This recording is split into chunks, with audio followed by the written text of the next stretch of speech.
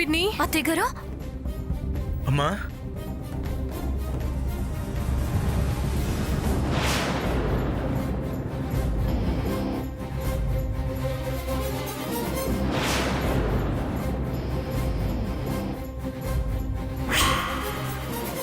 Doctor. It's a miracle.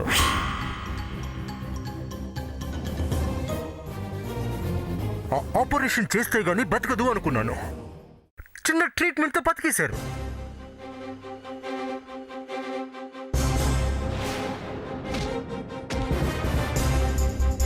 వైద్య శాస్త్రంలో ఇలాంటివి చాలా అరుదుగా జరుగుతుంటాయి. అదే ఇప్పుడు రిపీట్ అయింది. మీ అమ్మగారు కోలుకున్నారు. Thank you doctor. నేను నమ్మలేకపోతున్నాను. ఏ కోలుకోకూడదు అనుకున్నారా? చచ్చా, నేనెందుకు అలా అనుకుంటాను డాక్టర్? ఆవిడ కోలుకున్నందుకు మొదట సంతోషించేది నేనే. మరి ఇంకే ఇంటికి తీసుకెళ్ళండి. అలాగే డాక్టర్. పదమ్మా. వెళ్ళండమ్మా, హ్యాపీగా వెళ్ళండి. పదమ్మా. ఒరే ఒక నిమిషం ఆగరా. డాక్టర్ గారు, మా వాడికి అదేదో వ్యాధి వచ్చిందండి. నాకు తగ్గించినట్టే వీడికి తగ్గించేయండి. ఓ, నీకు తెలియదు కదూ, మీ అబ్బాయి గారికి రోగమే లేదు.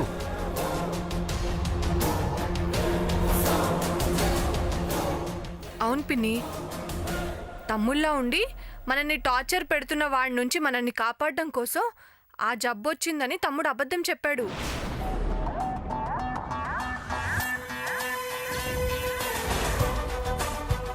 అవునరా? ఆయనే చెప్పారు. సూర్య గారు, మీ నోటితో మీరే చెప్పండి, మీ అమ్మగారు ఆనందపడతారు. అవునమ్మా, మీరు గొడవలు పడి విడిపోకూడదని అలా చెప్పాను.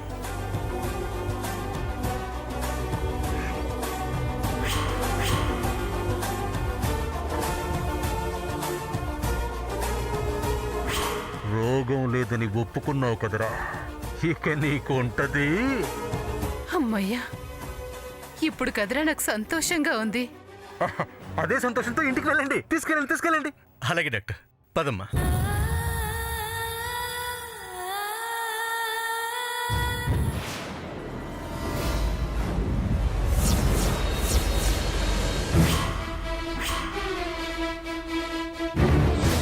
Chumma. Over.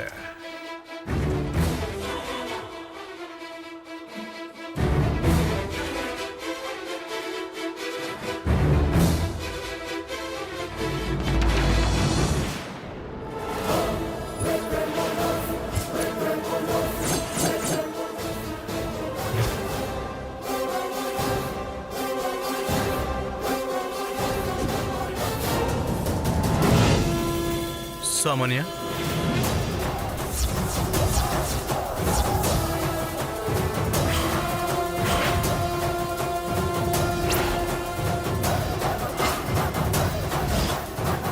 సూర్య, నువ్వు ముందు వెళ్ళావు కదా, వెనకాల నువ్వేంటి?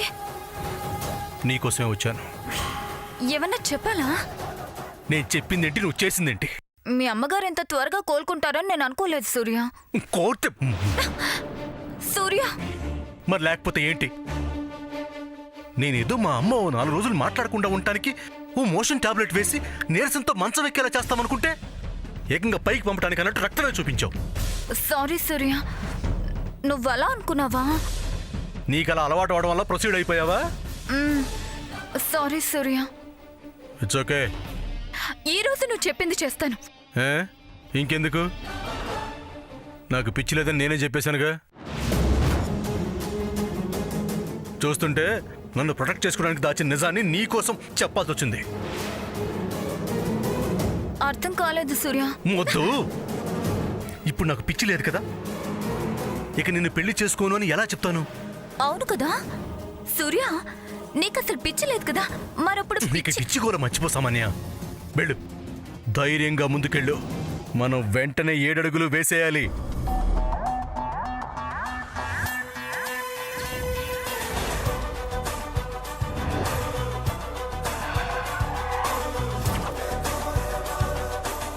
అలాగే సూర్య.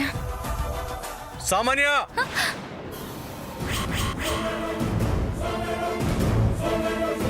అక్కడేం చేస్తున్నావు? రా. ఇక్కడేగా ఉన్నాడు, అక్కడికి ఎలా వెళ్ళాడు? వస్తున్నా. ఏంటో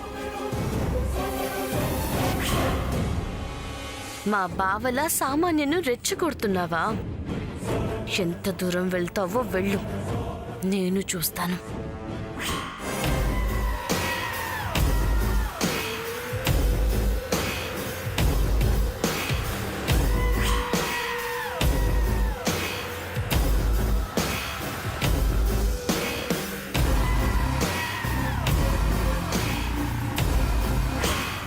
తెంగరబుచ్చి.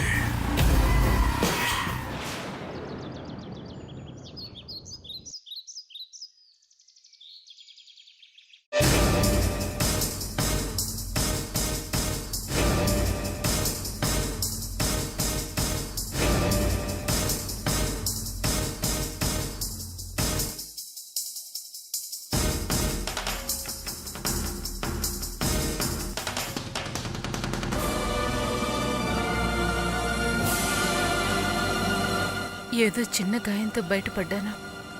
పెద్దదైతే పోయేదాన్నేగా. నా మనసులో లేకపోవటం వల్లే ఇదంతా జరుగుతుంది. నేను ఆదిత్యగడి గురించి ఆలోచించడం వల్లే నేను నా గురించి పట్టించుకోవటం మానేస్తున్నాను. ఇలానే వెళ్తే నేను బతకలేను, చనిపోతాను. ఇప్పుడే నాకు ఆ గతి పట్టకూడదు. నేను బతకాలి, నా కోరికలన్నీ తీర్చుకోవాలి. మరి వాడి విషయం ఏం చేయాలి? అందరికీ చెప్పేయడమే మంచిది. నా వాళ్ళు నన్ను అర్థం చేసుకుంటారు, ఆడిపోసుకోరు, నన్ను వదులుకోరు. ఇప్పుడే చెప్పేస్తాను. అత్తయ్యగారు, అత్తయ్యగారు, నాన్న సూర్య, అత్తయ్య.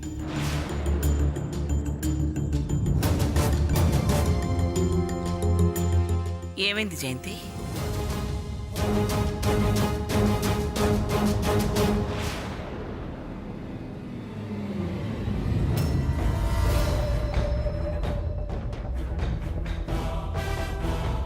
జరిగిన గతాన్ని మీ అందరికీ చెప్పాలనుకుంటున్నాను అత్తయ్య గారు.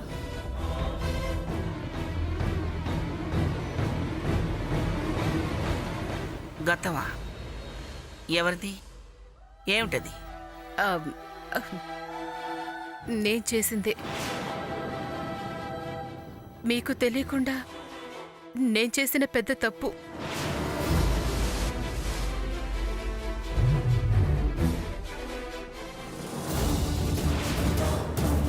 అది పెద్ద తప్పు. కాకపోతే అప్పుడు తెలియక చేశాను. ఇప్పుడు తెలిసి పశ్చాత్తాపడుతున్నాను. అమ్మా, దేని గురించి మాట్లాడుతున్నావు?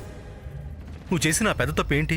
నీలా ఉండి నిన్ను మమ్మల్ని ఏడిపిస్తున్నవాడు బయటవాడు కాదురా.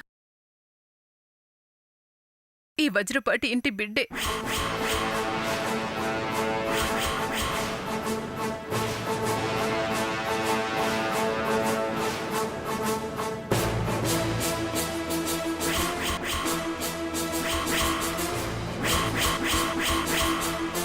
జయంతి, అవునత్తయ్య గారు, వాడు ఈ ఇంటి రక్తమే.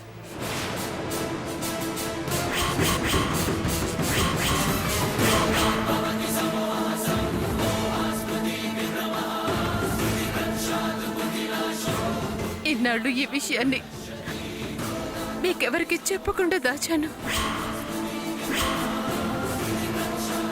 వాణ్ణి దూరం చేసి అనాథను చేసింది నేనే.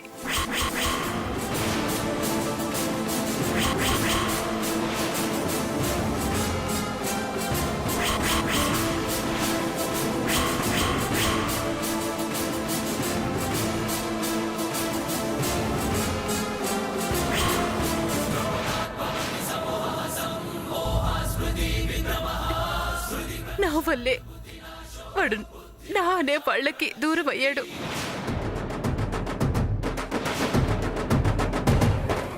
ఇప్పుడు వాడి గురించి వాడికి తెలిసినట్టుంది. అందుకే వచ్చాడు.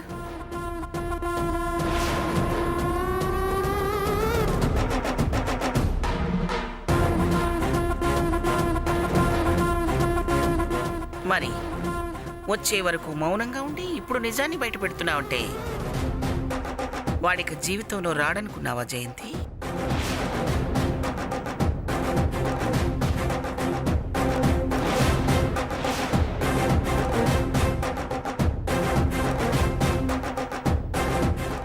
నువ్వు చేసింది పెద్ద తప్పు మాత్రమే కాదు, క్షమించరాని తప్పు, మన్నింపు లేని తప్పు, మా ఇంటికి మచ్చ తెచ్చిన తప్పు. అత్తయ్య గారు మాట్లాడకో. అది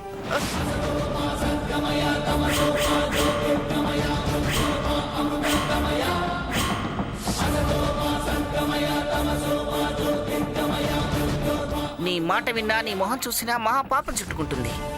నేనప్పటికీ అనుకుంటూనే ఉన్నాను, ఈ ఇంటితో వాడికి ఏ సంబంధం లేకుండా మన రక్త సంబంధాన్ని ఎందుకు తెంచాలి అనుకుంటున్నాడు అని. బంధం ఉండబట్టే అని ఇప్పుడు తెలిసింది.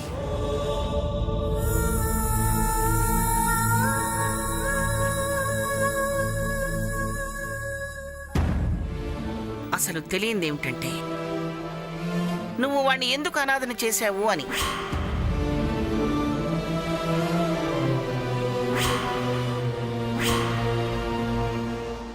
కారణం ఏమిటి? పసిగుడ్డిని వదిలించుకోవాల్సినంత అవసరం ఏమిటి?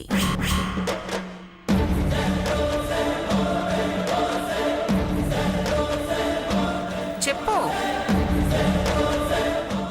అత్తయ్య గారు అప్పుడేదో తెలియక చేశానంటున్నాను కదా, అంతకు మించి నన్నే వాడకండి. తెలియక చేశాను అంటే దాని అర్థం ఏమిటి?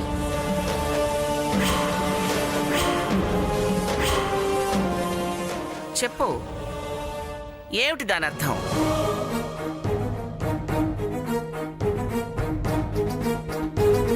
తప్పు చేశావనా?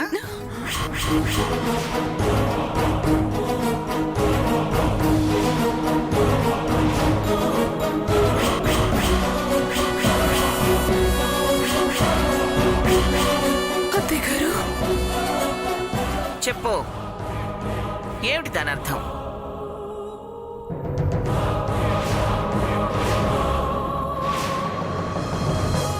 నీ మౌనమే చెప్తుంది నువ్వు తప్పు చేశావని. కాదు, నేను తప్పు చేయలేదు.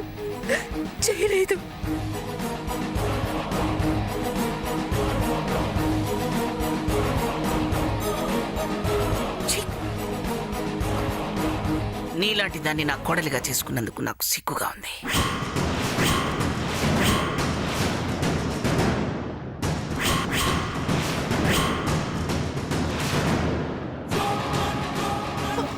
అత్తయ్య గారు అలా మాట్లాడకండి. ఇంకెలా మాట్లాడమంటావమ్మా?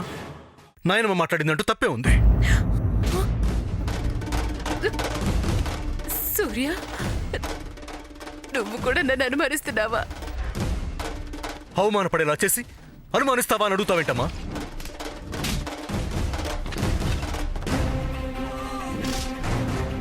నేను నీ కడుపున పుట్టినందుకు నా మీద నాకే అసహ్యంగా ఉంది.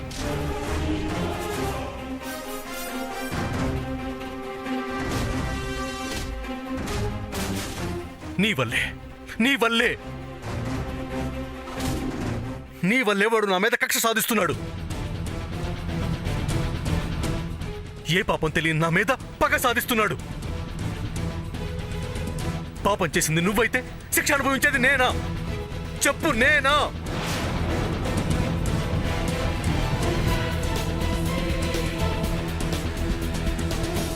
చిన్నత్త, ప్రాబ్లం ఇంతవరకు రాకముందే నువ్వు ఈ విషయాన్ని చెప్పుండాల్సింది.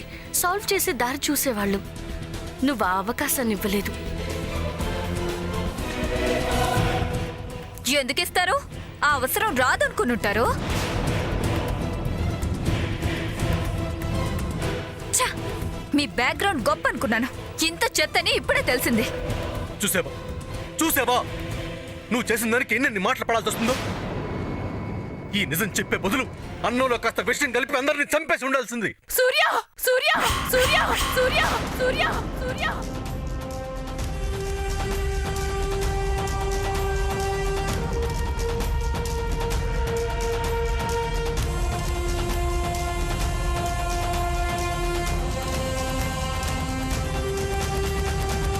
మా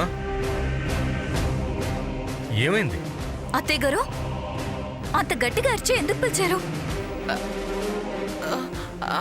అదే అదే డాక్టర్ గారు మందులు ఇచ్చారు కదా, ఇచ్చారు. అయితే అవి టైంకి వేసుకోవాలన్నారు కదా. నాకు గుర్తుండదేమోనని, మీరు గుర్తు చేస్తారేమోనని పిలిచాను. దానికి అందరినీ పిలవడం ఎందుకు అత్తయ్య గారు? నన్ను పిలిస్తే సరిపోయేది కదా. నువ్వు మర్చిపోతే ప్రాబ్లమేగా సామాన్య. అందరినీ పిలిచి చెప్తే ఎవరో ఒకరు టైంకి మెడిసిన్ ఇస్తారని పిలిచుంటుంది. అంతేగా చిన్నత్త? అంతే అంతే, అందుకే పిలిచాను. మందులు కాయల గావు కేకలు పెట్టావు. ఇంక నేనేమేమో అనుకున్నాను. అంటే మందులు వేసుకోకపోతే సెప్టిక్ అయ్యి తగ్గదేమో అని భయపడ్డాను. భయపడ చిన్నత్త. నేను టైంకి మందులు ఇస్తాను. నీ తలకి ఏం కాకుండా చూసుకుంటాను. చూసుకుంటావా? చెప్తుందిగా, ఇంక భయపడకు, అలా అరవకో. ఎందుకు అరుస్తుంది? తెలిసిందిగా.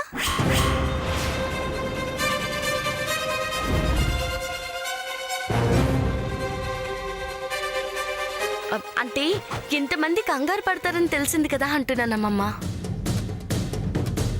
ఏమిటో గడికో విధంగా తడోకో విధంగా గాబరా పుట్టిస్తున్నారు. వాడెవడో తెలిస్తే గాని నాకు మనశ్శాంతి ఉండదు.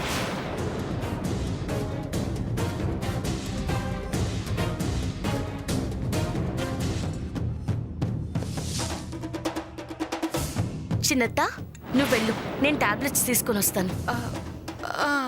అలాగే.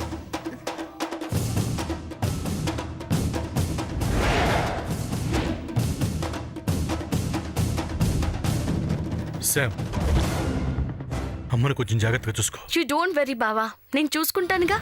వెళ్ళు.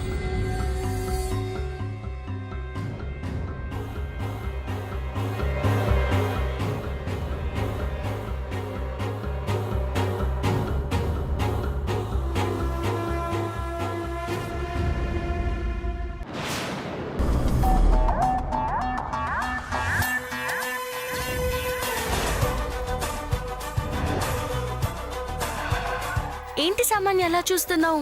మీ అత్తగారికి నువ్వు టైంకి మెడిసిన్స్ ఇవ్వాలనుకుంటున్నావా? నాకెందుకు వచ్చిన గొడవ? మర్చిపోయానంటే అదో తలనొప్పి, అదేదో ఇదే పడిని. సామాన్య, ఏంటి ఆలోచిస్తున్నావు? నువ్వు ఇవ్వాలనుకుంటున్నావా? నువ్వు కమిట్ అయ్యావు కదా, ఈసారికి నువ్వే కాని.